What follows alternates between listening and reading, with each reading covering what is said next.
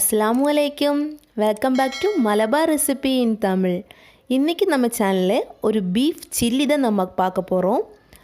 அதுக்காக நான் இங்கே 1/2 kg பீஃப் எடுத்து வச்சுருக்கு. இந்த மாதிரி பெரிய பீஸாக தான் எடுத்து வச்சுருக்கு.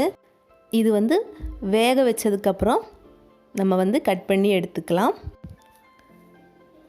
அதுக்காக நான் இந்த பீஃபை ஒரு குக்கருக்குள்ளே போட்டிருக்கு.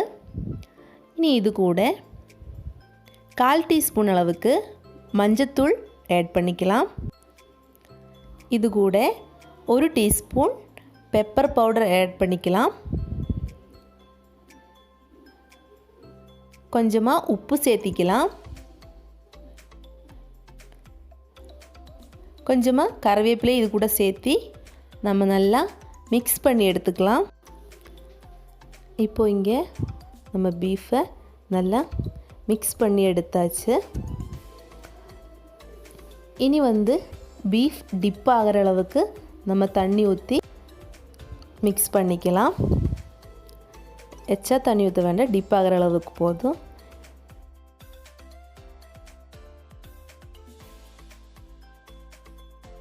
இனி நம்ம குக்கர் மூடி போட்டு 5 விசில் வர வரைக்கும் நம்ம வெயிட் பண்ணலாம்.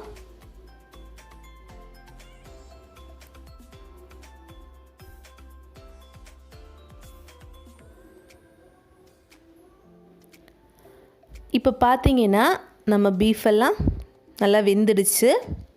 இனி இது தண்ணிக்குள்ளே இருந்து எடுத்துக்கலாம். இனி இந்த பீஃபை உங்களுக்கு பிடிச்ச சைஸில் நீங்கள் கட் பண்ணி வச்சுக்கோங்க. நான் இங்கே இந்த சைஸில் கட் பண்ணி வச்சுருக்கு. இனி நம்ம மசாலா தயார் பண்ணிக்கலாம். அதுக்காக நான் இங்கே ஒரு பவுல் எடுத்துருக்கு. இதில் 1.5 tablespoon ginger garlic paste add பண்ணியிருக்கு. இனி இது கூட காரத்துக்காக 1 tablespoon chilli powder add பண்ணியிருக்கிறேன். உங்களுக்கு காரத்து அந்த மாதிரி நீங்கள் வச்சு கூட பண்ணிக்கலாம். 1/4 டீஸ்பூன் அளவுக்கு மஞ்சத்தூள் ஆட் பண்ணியிருக்கிறேன். இனி இது கூட 1/2 டீஸ்பூன் கரம் மசாலா ஆட் பண்ணியிருக்கேன். இனி நம்ம 2 டேபிள் ஸ்பூன் கார்ன்ஃப்ளவர் இது கூட ஆட் பண்ண போகிறோம். இனி இது கூட 1/2 லெமன் ஜூஸ் எடுத்து வச்சுருக்கு. அதையும் ஆட் பண்ணிக்கலாம்.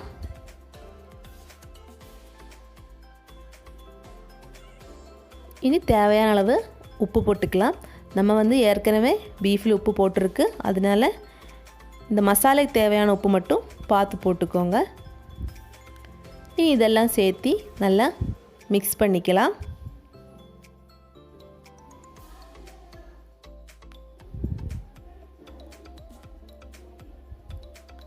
நம்ம 2 டேபிள் ஸ்பூன் தண்ணி ஆட் பண்ணிக்கலாம்.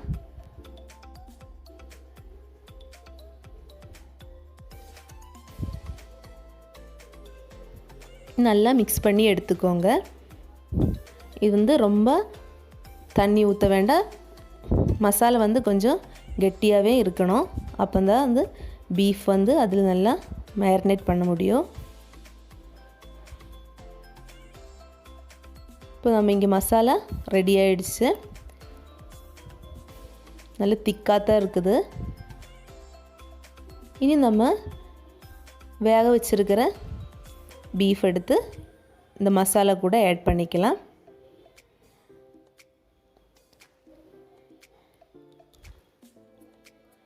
ஆட் பண்ணி நல்லா மிக்ஸ் பண்ணி விட்டுக்கோங்க. மிக்ஸ் பண்ணும்போது கறி உடையாமல் பார்த்துக்கோங்க. நம்ம ஏன்னா ஏற்கனவே வெந்திருக்குது. நல்லா மசாலா கோட் ஆகிற மாதிரி மிக்ஸ் பண்ணி விட்டுக்கோங்க.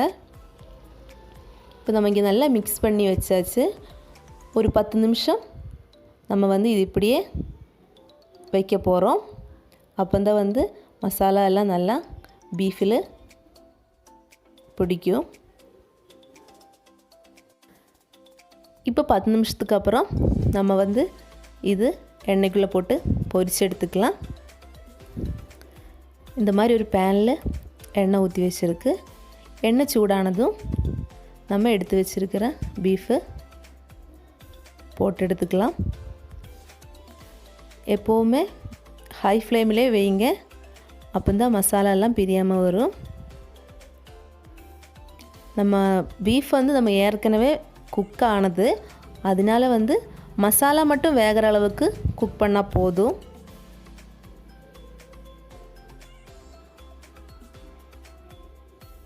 பார்த்தீங்கன்னா கலர் சேஞ்ச் ஆகிட்டே வருது.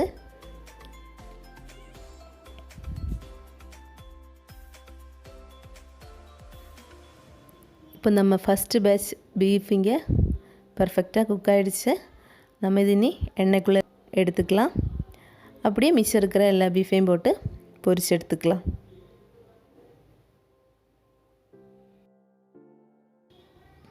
பார்க்குறதுக்கே ரொம்ப அழகாக இருக்குது. டேஸ்ட்டு அதை விட சூப்பராக இருக்குங்க. அப்போ நீங்களும் கண்டிப்பாக ஒரு தாட்டி வீட்டில் இப்படி ட்ரை பண்ணி பாருங்கள், உங்களுக்கு ரொம்ப பிடிக்கும். உங்களுக்கு இந்த வீடியோ பிடிச்சிங்கன்னா கண்டிப்பாக லைக் பண்ணுங்கள், கமெண்ட் பண்ணுங்கள், உங்கள் ஃப்ரெண்ட்ஸுக்கெல்லாம் ஷேர் பண்ணுங்கள். நம்ம channel Malabar recipe in Tamil கண்டிப்பாக சப்ஸ்கிரைப் பண்ணுங்கள். பக்கத்தில் இருக்கிற பெல் ஐக்கன் கூட எனேபிள் பண்ணுங்கள். அப்போ தான் நான் மறுபடியும் வீடியோ போடும்போது உங்களுக்கு நோட்டிஃபிகேஷன் கிடைக்கும். தேங்க்ஸ்.